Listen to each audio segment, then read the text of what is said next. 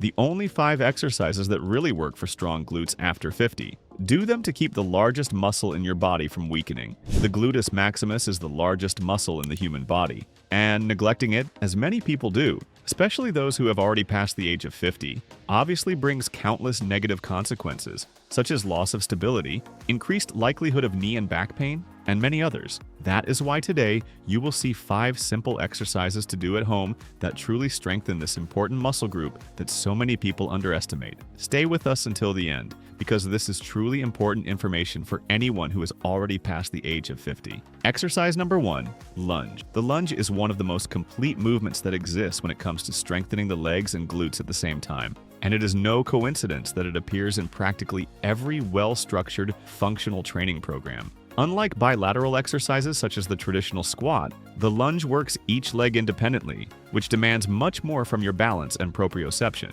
For those who have already passed the age of 50, this characteristic is practically a gift because training balance in a controlled way helps reduce the risk of falls in everyday life, one of the factors that most impacts quality of life as the years go by. Regular lunge practitioners often notice improvements in gait stability within just a few weeks of consistent training. This happens because the exercise intensely recruits the gluteus maximus, the quadriceps, and the hamstrings, while also strongly activating the hip and knee stabilizers with every repetition. And yes, I confess that the first time I tried a lunge with weight, my humility was quickly reaffirmed by my own legs shaking. To perform the lunge correctly, stand with your feet hip-width apart. Step forward with one leg, keeping your torso upright and your core lightly engaged. Bend both knees until the thigh of the front leg is parallel to the floor, without letting the back knee touch the ground. From this position, push the floor with the heel of the front leg to return. An extra tip that makes a real difference is to keep your body weight concentrated on the heel during the ascent,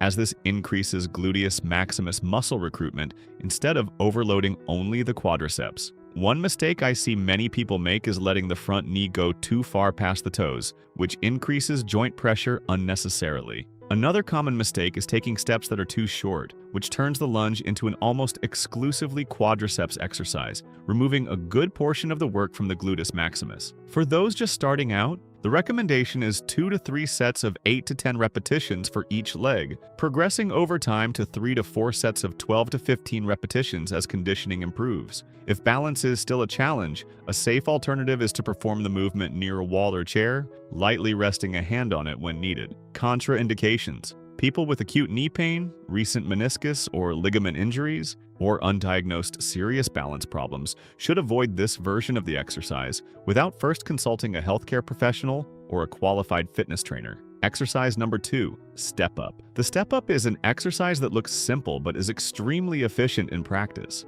It consists basically of stepping up onto an elevated platform using only one leg at a time. And this simplicity is exactly what makes it so accessible for those who have already passed the age of 50 and yet still so demanding in terms of strength and balance. Electromyography studies that evaluate muscle activation during unilateral leg exercises often point to the step-up as one of the movements with the greatest gluteus maximus recruitment among functional exercises, especially when the platform used has a height that requires full hip flexion. This happens because, unlike the traditional squat, the step-up prevents the other leg from helping to drive the movement, forcing the support leg to do virtually all the work. To perform it correctly, place one foot completely supported on top of a stable step or bench. Push your body upward using mainly the heel of that leg, avoiding any drive from the leg that is on the ground. Rise until the hip and knee are fully extended, and then descend in a controlled manner, without letting your body drop all at once under its full weight. The beauty of this exercise lies in its ability to work strength, balance, and coordination at the same time, 3 capacities that tend to decline with advancing age if they are not trained. A valuable extra tip is to choose a step height at which the knee of the support leg forms an angle close to 90 degrees when the foot is placed on it, as this maximizes gluteus maximus activation without placing excessive strain on the knee. A common mistake is using a push from the lower leg to help rise, which drastically reduces glute activation. Another frequent mistake is choosing a step that is too low, which makes the exercise much easier but also far less effective for muscle strengthening. The ideal for most people is to start with 2 to 3 sets of 8 to 12 repetitions for each leg, progressing gradually. If balance is still developing, lightly resting one hand on a nearby wall is a safe and recommended alternative. Contraindications: People with serious dizziness, uncontrolled vertigo, or recent ankle and knee injuries should exercise extra caution or seek professional guidance before including this exercise in their routine. Exercise number 3, frog pump.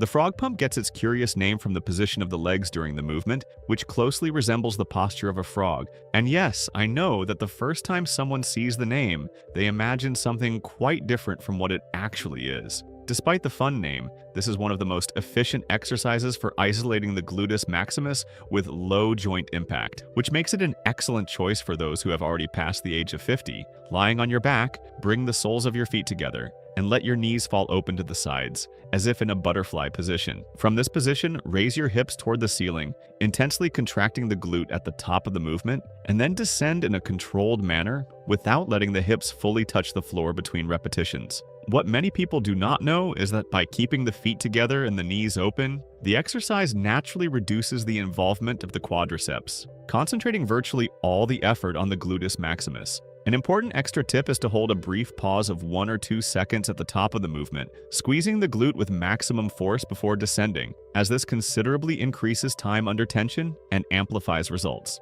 A common mistake is raising the hips too quickly, turning the movement into something more like a bounce than a controlled contraction, which reduces effective muscle recruitment. This exercise intensely works the gluteus maximus through a reduced but extremely efficient range of motion, making it a great option for days when the joints are more sensitive, or for people who are still building baseline strength before advancing to more demanding exercises such as the Bulgarian split squat. To begin, 2 to 3 sets of 12 to 15 repetitions are usually sufficient, and you can progress to 3 sets of 20 repetitions as conditioning improves. As a simple progression, you can also increase the hold time at the top, going from 1 second to 3 seconds per repetition. Contraindications: people with acute pain in the lower back when performing hip extension, or with severe mobility limitations in the knees and hips that prevent a comfortable opening of the legs, should adapt or avoid this exercise. Exercise number 4, Bulgarian split squat. The Bulgarian split squat tends to look intimidating at first glance, but in practice it is a natural and extremely rewarding progression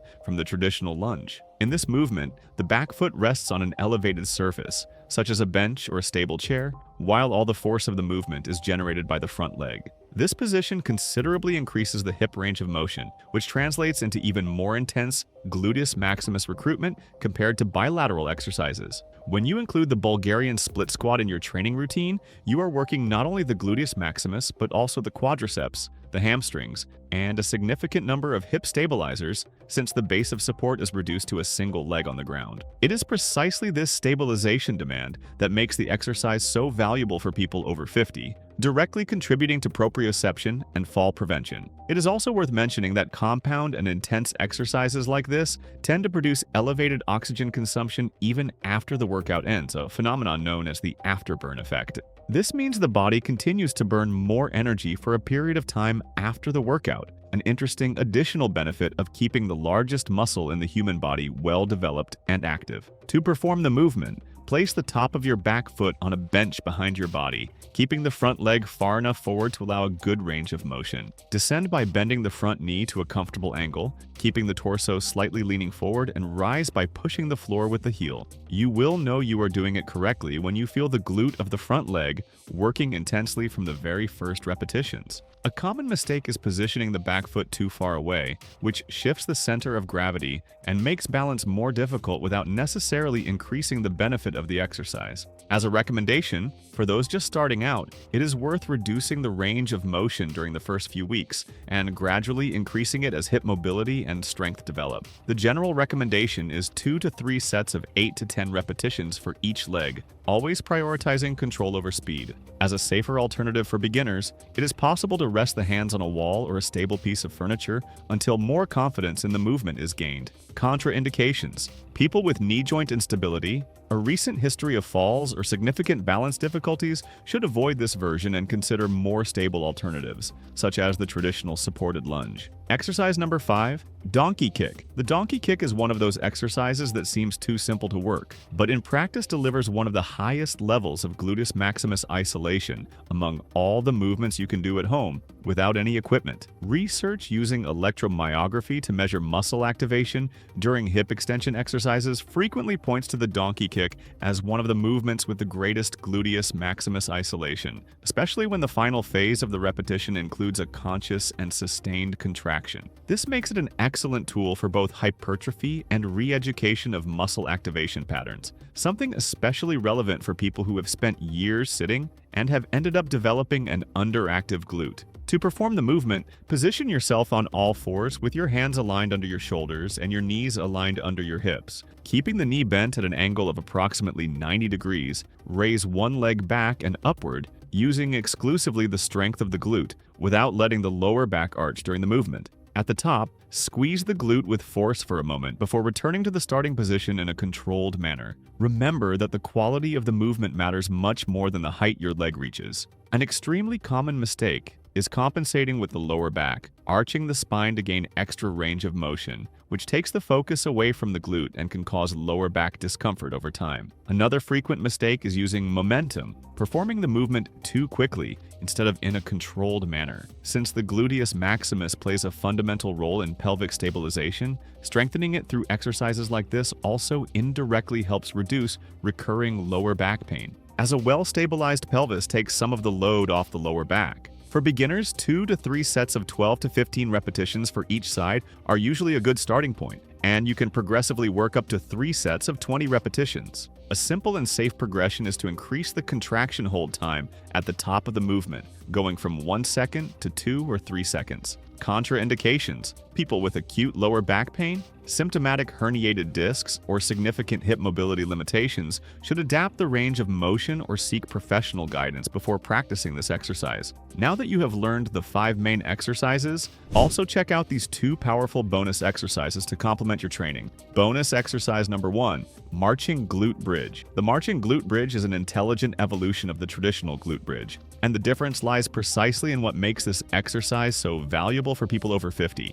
The extra stability demand placed on the core and the hip during the movement. To perform it, lie on your back with your knees bent and your feet flat on the floor, hip width apart. Raise your hips until you form a straight line between your shoulders, your hips, and your knees, contracting the gluteus maximus at the top of the movement. From this elevated position without letting the hips drop, raise one knee toward your chest as if you were marching, maintaining your balance supported only on the other leg, and then return the foot to the floor before repeating on the other side. What many people do not know is that this marching phase, keeping the hips elevated and stable with only one leg on the ground, requires a significant amount of work from the hip stabilizers in the core, turning a relatively simple exercise into a true test of body control. It is precisely this extra stability challenge that makes this exercise so recommended for people who seek not only strength, but also greater control and safety in everyday movements. A fundamental extra tip is to keep the hips completely level throughout the entire marching phase without letting one side drop lower than the other.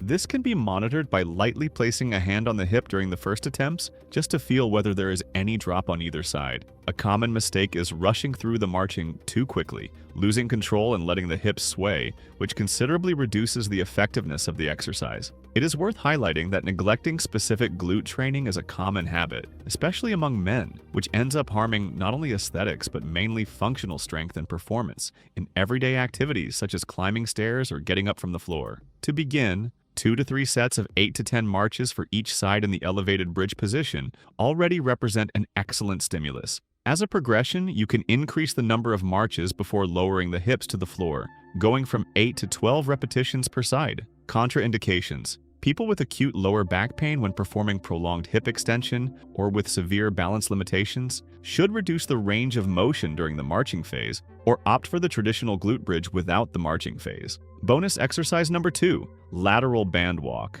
The lateral band walk is an apparently subtle exercise, but extremely effective for working a region that tends to be forgotten in most workouts. The gluteus medius, directly responsible for lateral hip stability during walking and other everyday activities. To perform it, place a resistance band around your legs, either at ankle height for greater intensity or just above the knees for a gentler version. Slightly bend your knees, maintaining a half squat position, and take controlled lateral steps, always keeping constant tension on the band and preventing your feet from coming completely together between steps. This exercise intensely works the gluteus medius, a fundamental stabilizing muscle that, when weak, is directly linked to knee misalignment and hip instability during walking, which becomes especially noticeable as the years go by. Keeping this muscle group strengthened directly contributes to safer gait and the prevention of compensations that overload the knees and spine. A valuable extra tip is to keep your hips low throughout the entire set, resisting the natural urge to rise up and relieve the tension of the band. A common mistake is taking steps that are too wide right from the start,